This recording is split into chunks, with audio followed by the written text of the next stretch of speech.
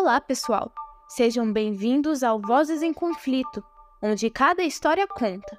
Hoje vamos explorar um tema que ressoa profundamente: o conflito entre Israel e Palestina. Preparem-se para uma viagem pela história, pela cultura e pelas vozes daqueles que vivem essa realidade. Vamos começar com um pouco de história. Larissa, que tal nos levar para um passeio no tempo? Claro! Retrocedamos ao início do século XX. A Declaração Balfour, em 1917, lançou as bases para uma pátria judaica na Palestina, mas ignorou os direitos dos árabes. Isso começou um ciclo de tensões que só se intensificou. Em 1947, a ONU propôs dividir a Palestina em 2 estados, mas essa ideia encontrou resistência. A Declaração de Independência de Israel, em 1948, desencadeou guerras e deslocamentos que moldaram a região até hoje. E como a comunidade internacional tem agido nesse cenário? As Nações Unidas e as potências globais têm papéis variados. O Conselho de Segurança tentou implementar um plano em 3 etapas. No entanto, a situação continua crítica. Enquanto os Estados Unidos apoiam Israel, países europeus pedem por um Estado palestino. A dinâmica é complexa e muitas vezes contraditória. Agora, vamos ouvir a voz de alguém que viveu essa história. Preparem-se para se emocionar com a experiência de Carol.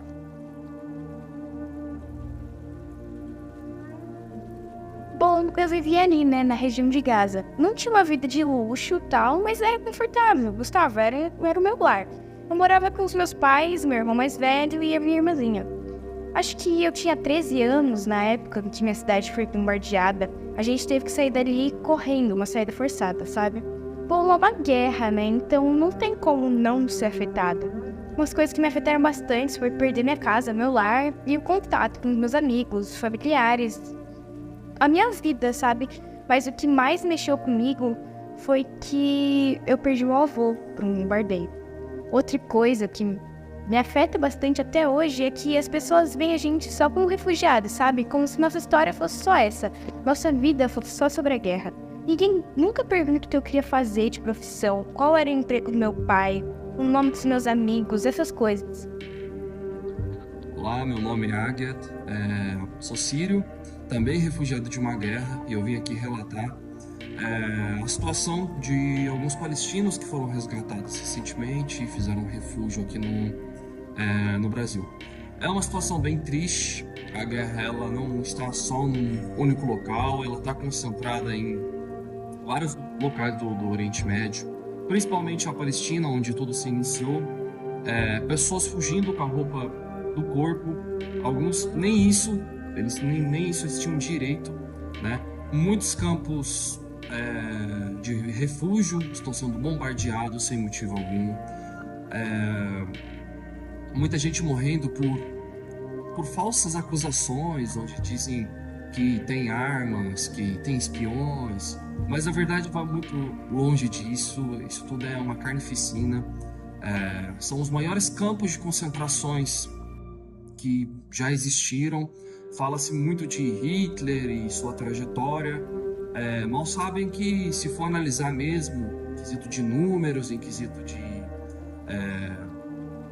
tempo, isso aí não é nem metade, né? E é doloroso ver a quantidade de gente morrendo, principalmente inocentes, né? Se vê muito, 40 mil pessoas morreram só esse ano, né? Só nesses ataques.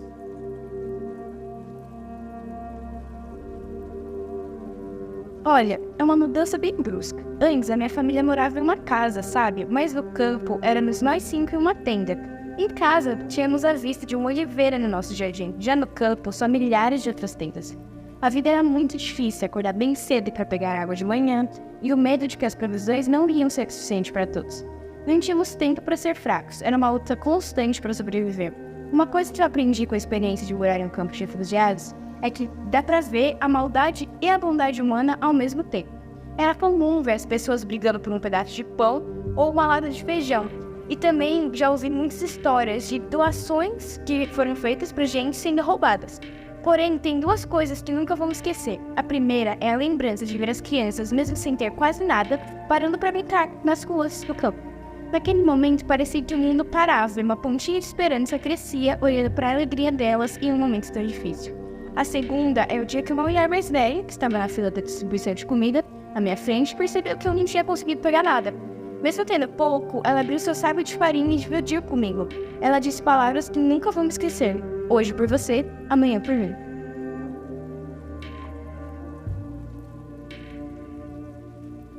Olha, um sonho que eu sempre tive é o de me tornar médica. E as minhas experiências fizeram eu querer cada vez mais isso, sabe? Também queria muito voltar para minha cidade, para minha casa e, se possível, ver elas reerguidas. Além disso, minhas esperanças e desafios para o futuro são, em muitos momentos, duas faces da mesma moeda. Os desafios são muitos. A guerra não acaba quando as bombas param. Ela continua dentro de nós, nos traumas, na escassez e na falta de oportunidades. Um dos maiores desafios é manter a esperança viva quando tudo ao seu redor parece querer esmagá-la. Porém, eu acredito que um dia eu e minha família possamos viver em paz, sem medo das explosões, das filas por comida ou da incerteza constante. Quero um mundo onde as pessoas lembrem que nós, palestinos, existimos além da guerra e dos campos de refugiados. Um mundo onde nossa voz seja ouvida. No início dos conflitos, parte da minha família, o meu tio, a minha tia, as minhas primas, bebês, né, crianças,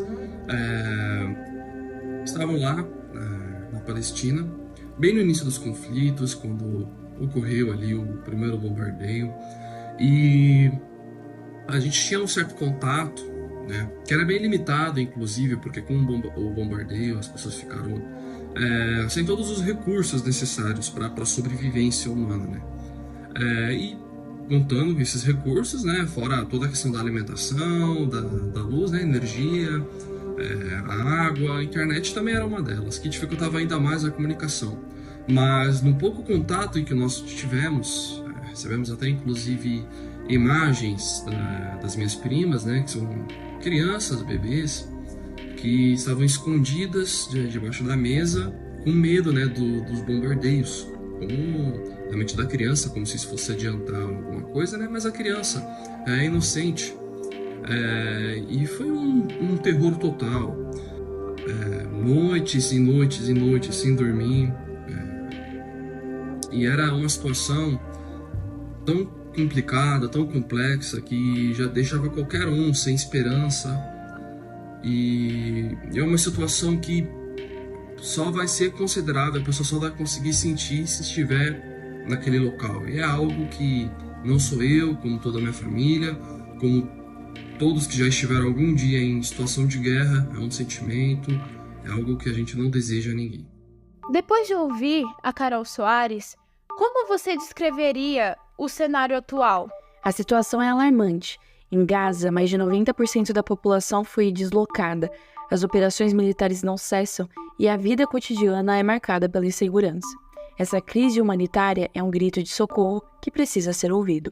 E quais soluções podemos imaginar para esse conflito? A solução de dois estados é o sonho de muitos, mas está longe de ser fácil. Precisamos de diálogo e compromisso genuíno. Sem isso, a paz me parece um horizonte distante. As consequências são profundas, afetando a vida de milhões. A crise em Gaza e a polarização em Israel são apenas a ponta de um grande iceberg. Lembrem-se, a mudança começa com cada um de nós. Até a próxima! E que possamos sempre ouvir e dar voz a quem precisa. Eu sou libanês. Aqui a gente veio falar sobre o bombardeio do Líbano, que está matando mulheres, idosos, bebês, crianças, homens. É uma situação muito triste, porque nós não queremos guerras. Os libaneses só querem sair do seu país por causa das guerras. Nós não queremos guerra, todo mundo está morrendo por falta de posições. Muita gente inocente está morrendo.